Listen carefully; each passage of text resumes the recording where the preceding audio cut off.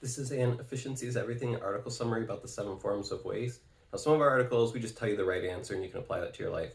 Where this one will give you the tools and then you'll have to think about it and then apply it to your life. First thing we'll talk about is transportation waste. This can be necessary. Say you have to go to a grocery store, you're moving your body, and you have to do that. However, there is non-necessary transportation waste. Say you wake up in the morning and you go to the bathroom and then back to your bedroom to grab something, then back to your bathroom. That is transportation waste. And it's best to just do everything in the same room, or at least most things in the same room, to reduce your transportation waste. Next, we'll talk about motion waste. So where transportation is moving yourself from one place to another, motion waste is doing an activity, an action that doesn't add any value. Say you're looking for your favorite shirt and you have to lift up or move one shirt to see the shirt behind it. That is motion waste.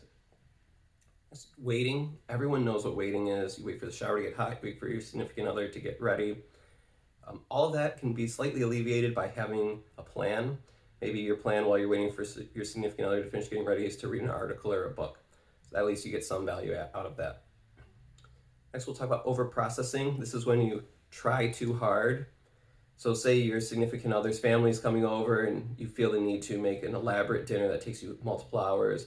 Turns out they were never going to judge you based on your dinner skills. That would be an example of trying too hard or over-processing. Let's talk about overproduction. Say you make bulk food, which sounds like a great idea, but if you forget to freeze any leftovers and it expires, that's an example of overproduction. Next, we'll talk about defects. Say you burn food while you're cooking it, or you turn your shower on and it's way too hot and you have to switch the temperature so it gets a little bit cooler. All of that is defects, and it costs you time and can be alleviated through a few methods.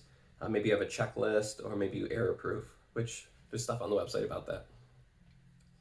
And finally, inventory waste. Say you buy a bunch of items in bulk, which can be a great idea. However, if you buy too much and it expires, or you decide you don't like it anymore, this wastes space and wastes your money. So those are the 7 forms of waste. If you go on the website, there's other tools that can give you some more ideas on how to apply these to your life.